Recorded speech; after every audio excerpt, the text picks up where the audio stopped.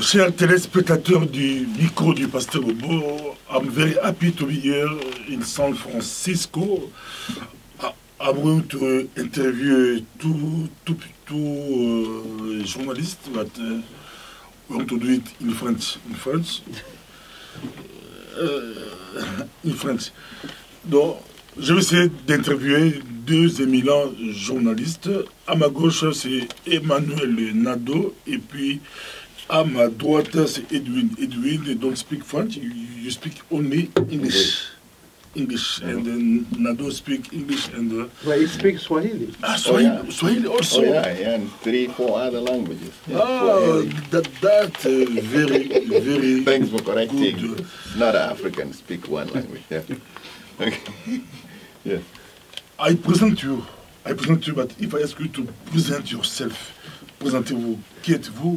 Alors, moi je suis Emmanuel Nadeau, je suis de la Côte d'Ivoire. Ben, je suis à San Francisco, cela fait plus de 30 ans que je suis là. Et en fait, j'ai fait la radio depuis près de 25 ans. Il y a 25 années que j'ai fait la radio. Comme journaliste de radio, bon, ici à San Francisco. D'abord, j'ai commencé à une radio dans la Silicon Valley. Vous connaissez la Silicon Valley? Là où il y a YouTube. YouTube, Apple et tout ça. D'abord, j'ai commencé là-bas et ensuite à une station là-bas. Et ensuite, je suis venu à San Francisco il y a 12 ans, 13 ans. It's been 13 years then that we're doing the program. Eh? Mm-hmm. Yes, 13 years. Et nous sommes là, ça c'est une radio de National Public Radio, NPR, c'est une affiliation. Et voilà. Et Dieu? Yeah, toi, tu te présentes? Introduce yourself. In English, that's fine.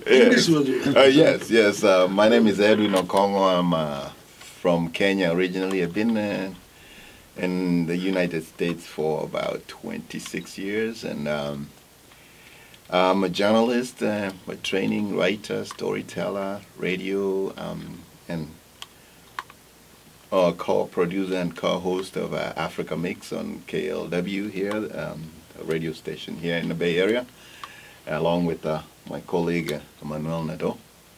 And so we play music, talk about African issues. We're very passionate about what's going on in Africa, and then very recently launched a podcast that we're going to be talking about those kind of things. And yeah, so. Et votre public, vous deux, ça fait more than 20 years, 26, 24. Oui. I think le public, votre public. Yeah. Notre public est vraiment divers et varié. C'est vraiment le public de la Bay Area. Et si vous le savez, la Bay Area, c'est vraiment une région qui est vraiment diversifiée. On appelle ça le melting pot. Alors, notre public, on a des Africains, on a des Latinos, des gens qui viennent de l'Amérique du Sud, et des Blancs, mais pas de Noirs américains. Hein? On ne sait pas pourquoi, mais les Noirs américains, ils n'ont pas l'oreille fine en ce qui concerne la musique africaine. How do you know that black Americans don't follow you? How do I know? So I told him that of course, he wants to know our public, our listeners. And our listenership, as I said, how do you say, Africans and white and Latino, mostly listen to our program. A very small percentage of African Americans really listen to the program. Yeah, I've actually met a lot of African Americans who listen to the program. Some listen to the program. Mostly it's the older generation, people who, for example, would know Fela Kuti and Miriam Makeba, or people who remember Yuma Sekela, Manu Dibango, so that interest. And there is something that I've observed about our African American brothers and sisters here is that when they are younger, they tend to listen, Africa is very foreign. But as they get older, Africa becomes closer to them. You begin to see them dressing like me, And so it's a concern we have that we not been able to come together. But there are a lot of discussions on how can we come together as black people, right? Africans and African American, because the reason we appear so divided is because we don't know enough about each other. So I remember when I was going to college earlier here, the people who would make fun of my accent, mostly, they were not white kids or black, Latino kids or Asian kids. They were other blacks, African Americans. They were the ones who would make that, and then and I would get very angry. But then, as I grew old, and I also found that they knew very little. But first of all, when you are in a country where you are considered the lowest in class, as African Americans have been in this country, it's a psychology, it's actually been studied where you see, when you find someone who you perceive as lower than you, then you go after them. So the African immigrants, and then we Africans, we don't know much about African Americans. We learn about white people when we were going to school in Africa. And African American history, maybe we knew about Martin Luther King, but nothing else. The Civil Rights Movement. The Civil Rights Movement, maybe we knew a little bit, but that wasn't even from the books. Yeah. And then you get African parents coming here who have had experience like I had and saying, oh, the African Americans, they are not friendly, so they don't want their children to associate themselves with them, right? But again, that's based on misunderstanding, on knowing very little. But there is a conversation, there's an organization here called Priority Africa Network, and they've held numerous issues, where they bring, and there's another one for Black Alliance for Just Immigration, which is run by African Americans, right? Mm-hmm. And then the Priority Africa Network, run by a woman from Eritrea. But they're having this conversation, and the more we realize that we are the same people, and then when the American, the dominant culture here, the rulers, the white people, when they look at us, my child, there's no way for them to know if that child, their parent is from Africa or is from here. They're going to be treated the same way in school. So that's giving us a reason to stand up together. And having been here 26 years, I will tell you that it's changing. It's changing. And right now, we were talking about Africa, the year of return. The year of return. So you have a lot of African Americans going back and also learning. Yeah. Extraordinaire, mais car local public radio, vous, c'est beaucoup plus la musique. Oui, mais en fait, pas seulement la musique. Au début, on a fait uniquement la musique, mais on a trouvé quand même qu'il fallait expliquer l'Afrique aux auditeurs. Hein? Et quand on dit expliquer l'Afrique aux auditeurs, ce n'est pas uniquement la musique, mais c'est de parler de tout ce qui se passe en Afrique. La culture, les langues, la vie sociale, et tout ça, c'est inclus dans l'histoire, dans notre programme. C'est ainsi qu'on a des artistes comme Biben, on a beaucoup d'autres artistes qui sont des passages ici, ils viennent là, et puis ils ne parlent pas uniquement que de la musique, ils parlent d'autres choses, quoi, ce qui concerne l'Afrique. On a aussi des politiciens qui sont des passages, et on leur interview, et voilà, quoi. Ouais. Les grands musiciens africains sont passés par ici. Ah oui, il y a plein de musiciens africains. Enfin, Pépé Calé est passé ici. Oui, Pépé Calé a passé ici. Taboulé. Taboulé, oui, dans les années 80. D'ailleurs, j'ai plein de photos avec Taboulé. Tchalamona. Pas Tchalamona, mais Mbili Abel. Bilabel est Ouais, passé par ici. ouais, Bilabel a passé Là, avec Taboulé. avec Taboulé. Non, en fait, non, elle est venue toute seule. Ah, Elle était après la ouais, séparation. après la séparation. Bilabel était seule et puis Taboulé est venu avec ses Fali deux. Poupa. Bon, Fali Poupa, ça c'est récent, mais dans le temps, on avait les Secours Stars, n'est-ce pas? Hein, les 4 étoiles. les 4 étoiles, vous connaissez les 4 étoiles, n'est-ce pas? Et ensuite, il y avait les Oris Mambélé avec Loketo, il y avait Diblo Dibala, et même... La musique ivoirienne qui monte. Oui, mais il n'y avait pas tellement des artistes ivoiriens. Le seul artiste ivoirien qui a fait le passage ici très souvent, c'était Alpha Blondy. Alpha Blondy, il a passé plusieurs fois. Et il y avait beaucoup d'artistes sénégalais, Youssou N'Dour et Babama, ils ont tous passé par là. Mais en ce qui concerne la musique congolaise, enfin, les grands de la musique congolaise hein, des années 80-90, ils ont tous passé par là. Ouais. Both of you came from Africa. Ma question est la suivante, si tu peux translate for email. Ma question est, comment quelqu'un qui vient d'Afrique peut s'imposer à San Francisco ou dans une radio? Est-ce que c'est le rêve américain ou c'est quoi? So he said that we're both from Africa. His question is to know how can two persons from Africa come to this country and take over and be so important in the media. How could that happen? Is that a dream? Is that an African dream or an American dream? Well, I think it's a little bit of both. There is, you know, growing up in Africa, we were talking to Ben earlier, and he was talking about that oral tradition, right?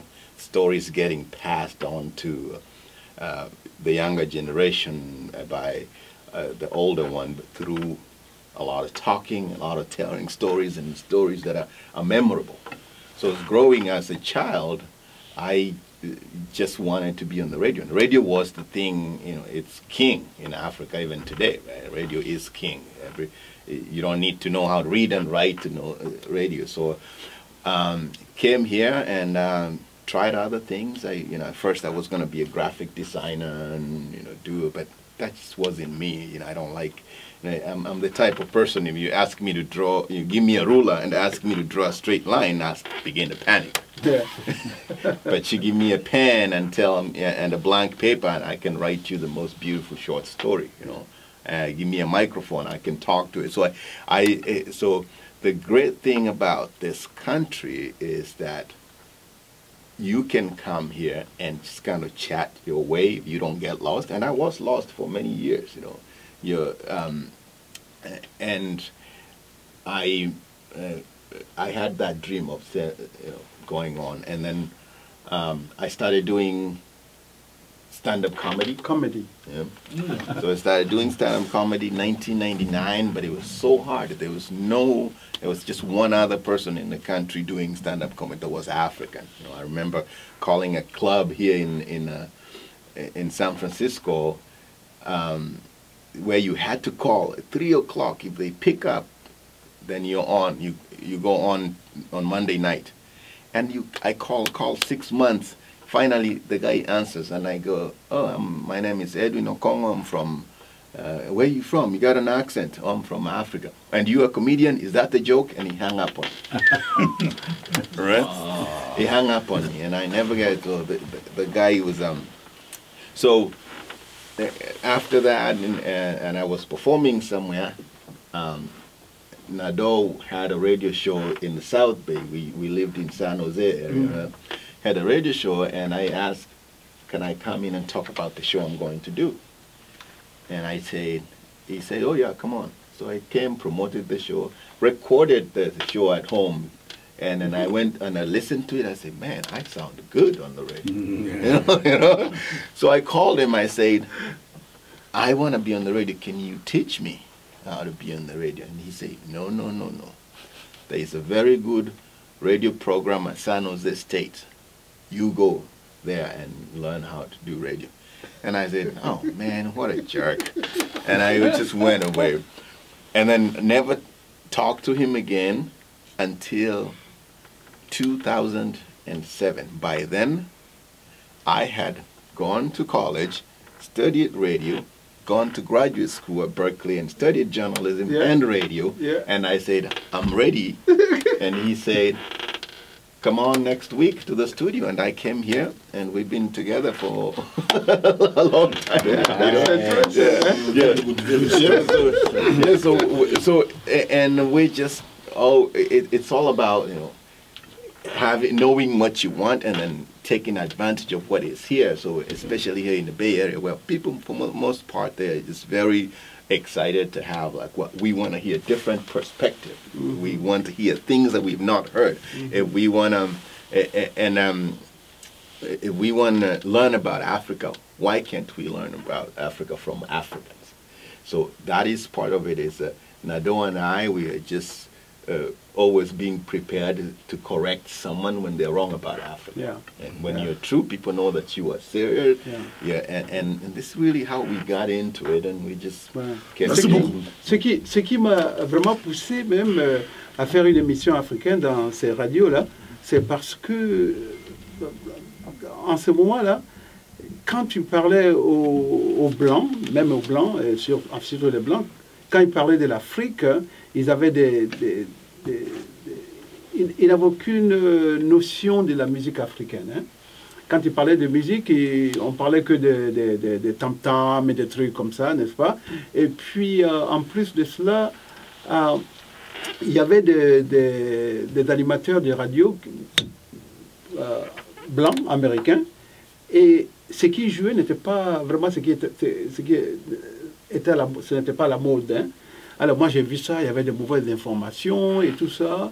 Et voilà, j'ai décidé, bon, mais il faudrait que je vienne avec une radio pour pouvoir leur éduquer sur la musique africaine, non seulement la musique africaine, mais la culture africaine. Voilà. Et c'est ainsi que ça a commencé. Mais auparavant, avant de venir ici aux États-Unis, j'étais déjà journaliste journaliste pas de radio, mais de journal Fraternité Matin, en Côte d'Ivoire. C'était un journal enfin, politique, mais en fait, c'était à moitié ivoirien, moitié français. Et j'ai travaillé dans ce journal-là en tant que jeune reporter. J'ai eu la chance de voyager un peu partout dans l'Afrique, faire des reportages de sport et tout ça, et puis voilà, sur les États-Unis. Bon, j'ai continué dans la carrière, quoi. Qui est quoi? Finance. Notre radio, c'est une radio qui est financée par ceux qui écoutent la radio. Et aussi, on a une petite subvention de NPR, National Public Radio, qui est une agence, c'est pas moi, gouvernementale. Merci beaucoup, c'était un plaisir pour nous de vous avoir, mais on peut terminer ici sur l'avenir de l'Afrique. J'aimerais bien avoir votre réaction, ou vos idées, votre proposition. Est-ce que l'Afrique peut redémarrer? Est-ce que c'est, comme lui, il a dit, les Noirs américains commencent à rentrer en Afrique? Et si vous les appelez Africains-Américains, mais vous, c'est qui? Vous, c'est des Africains tout court? Ou c'est comment? J'ai mélangé les questions parce que j'écoute ici, on dit Africain-Américain, c'est les Nord-Américains. Nous, et vous qui êtes ici, vous êtes des... Nous sommes des Africains. Juste Africains. Alors, il faut nous on fait la différence. Et si vous avez la nationalité américaine, on vous dit toujours Africain. Oui, moi j'ai un passeport américain, et je suis Africain, quoi. Mais, on vous connaît par votre accent. Exactement. Je marche dans la rue. Bon, les gens ne savent pas, ils pensent que je suis américain, mais dès que j'ouvre, ils disent, oh, where are you from, man? Where are you from? C'est comme ça. Et votre enfant, quand il parle, on ne sait pas. Mon enfant? Les enfants? Oui, les enfants, non, parce que j'ai deux gosses qui sont nés ici. Bon, ils ont grandi, hein. Donc, eux, ils n'ont aucun accent. Et c'est des Africains-Américains? Non, bon, ça, moi je les appelle des Africains. Non, les autres. Yeah, Okay, so he said that since we live here, and what do we call ourselves? When people see what they call us African American, they call us the African. And also the kids, your kids, if you have kids, the kids are called African American or they call African. Now, if you're walking down the street and somebody look at you, you can tell whether you are African right away until you start speaking. Yeah. Then they detect your accent. Right. So you want to know about all that, the experiences. It's one of those things where I remember when Obama was running, we had that discussion, could we call ourselves African Americans if we have not had the experience of slavery? And so that was a contentious issue. African Americans initially didn't want to be with Obama because they're like, he's a descendant of recent African immigrants and was raised by white family, so he wasn't really African American. So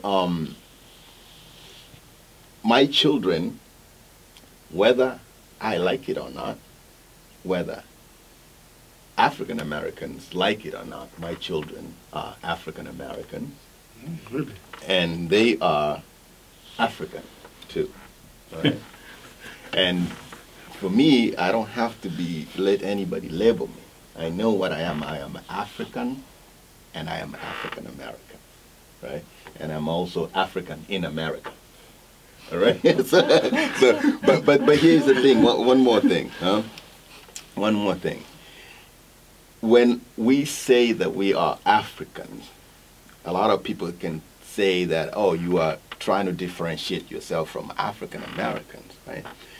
And that's not a bad thing because it's very two different cultures. Right? Yeah. So, and that distinction needs to be there in because it's being used by grouping us all as African Americans, especially the colleges and the workplaces. They are cheating African Americans, the descendants of slaves, I say. They're cheating them because it's much easier to recruit people like us to college who come from all black countries, education, you work, you hard, you get, and you come, we're much more, we are ready to go to college. So they recruit from it and they say, oh, black. So, and then they look at the books, they say, oh, we have a list of African American students. Right? So it depends on who is asking. If the college is asking, I'm saying, I'm African, right? Don't count me as an African American because you are taking away from an African American by saying that you have, but you don't have enough African Americans here. Yeah. Now, sometimes we get asked, which countries do you like better? Are you Kenyan? You like Kenya or America? Why can't I own two countries? Yeah, right? yeah. There are people here who own 1 million countries. Why can't I just be a part of two countries? I am American, so I claim to be American. I have every right to be here as an American. Right? But I'm also an African. Right? And African American. And African American. Est-ce que vous là séparé à l'Europe, je pose quand même, est-ce que c'est possible que quelqu'un qui est venu d'Afrique puisse avoir l'accent américain? Impossible. L'accent américain? Oui. Alors, so I'm going to answer first, then I'll tell you. But the question is it possible for somebody who's coming from Europe, for instance, and here, or from Africa and came over here, can you detect the American accent? Alors, c'est possible. C'est-à-dire qu'il y a des accents, par exemple, de New York et les accents du sud des États-Unis, comme le Caroline du Sud, Caroline du Nord, Georgia, New York, et les accents de Chicago, on peut les reconnaître facilement. Hein? Mais moi, je connais les accents de New York et les accents du Sud. Mais je ne connais pas l'accent de... Tu viens d'Afrique et que tu changes ton accent, ça change, ça devient accent américain. C'est possible. Ah non, ou c'est impossible. Ça dépend à quel âge tu es arrivé aux États-Unis. Ouais. Pour un vieux, c'est impossible. Oui.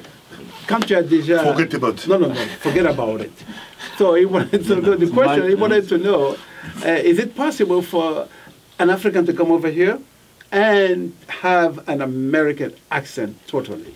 Michael. Oh, well, it is possible. Okay.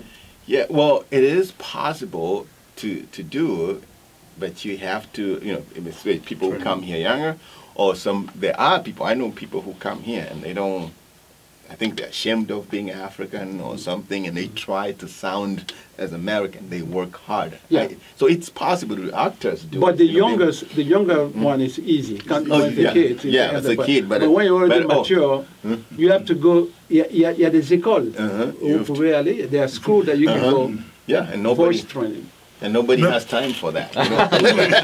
Mais pour terminer, j'aimerais bien avoir votre opinion par rapport à l'Afrique. Par rapport à l'Afrique, est-ce que l'Afrique, African Change, qui peut changer l'Afrique, c'est nous, les Noirs africains d'Europe. Est-ce qu'ensemble avec les Noirs américains, est-ce qu'un jour l'Afrique sera un continent des Noirs? So Tous les Noirs viennent d'Afrique. He said that to conclude, he wanted to know what do we think about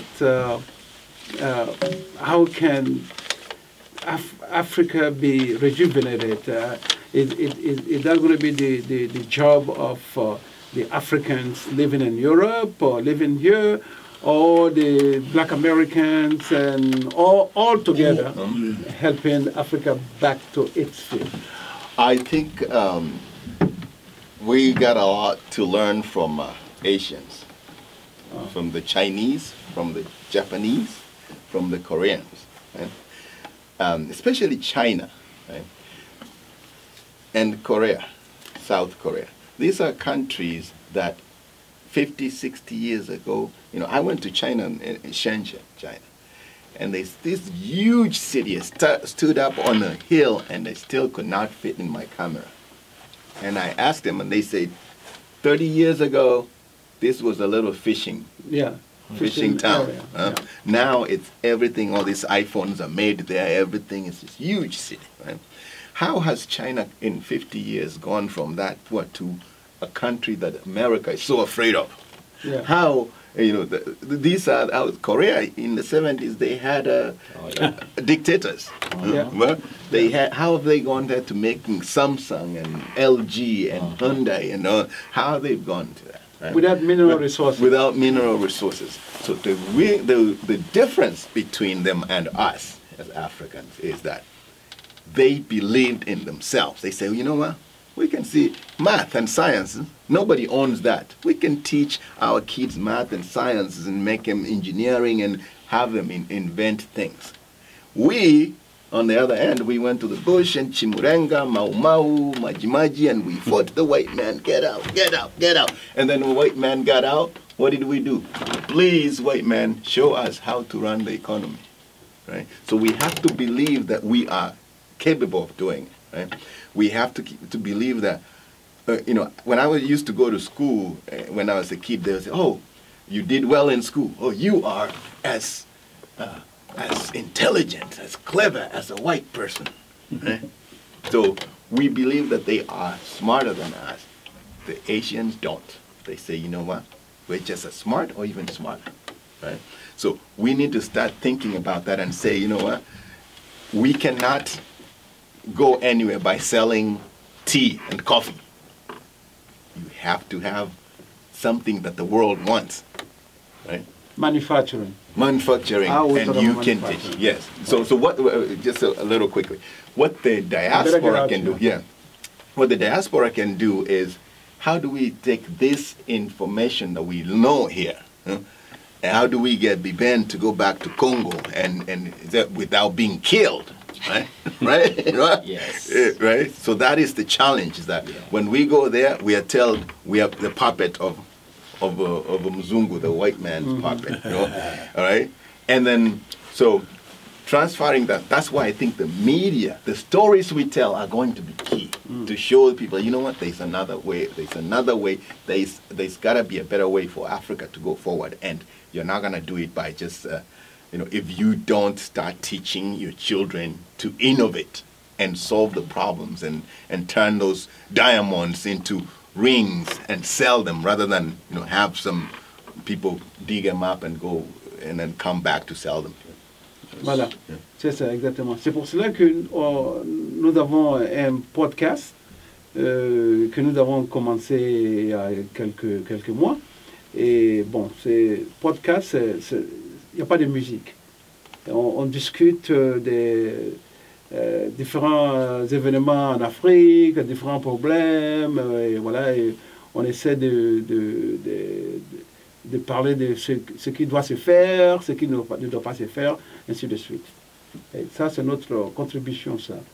Donc l'Afrique peut pouvoir un jour renaître. Exactement. Êtes-vous sûr? Et peut-être que pas dans notre vie, mais je suis certain que... le futur. Ouais. Je suis... enfin, je crois que l'Afrique va aller. Comme vous l'avez dit tout à l'heure, au cours de l'interview au studio, vraiment la nouvelle génération. Hein, avec les réseaux sociaux, tout ça, rien ne peut se cacher. Okay, tout se voit maintenant, et ces dirigeants, vraiment, il faut les taper là-dessus, quoi. Merci beaucoup. Ils font la fierté de l'Afrique à San Francisco. C'est Emmanuel Nadeau et puis Edwin. Au Congo. Au Congo. Ah, au Congo. Thank you very much. My people À la come from the prochaine. Congo. Merci. So,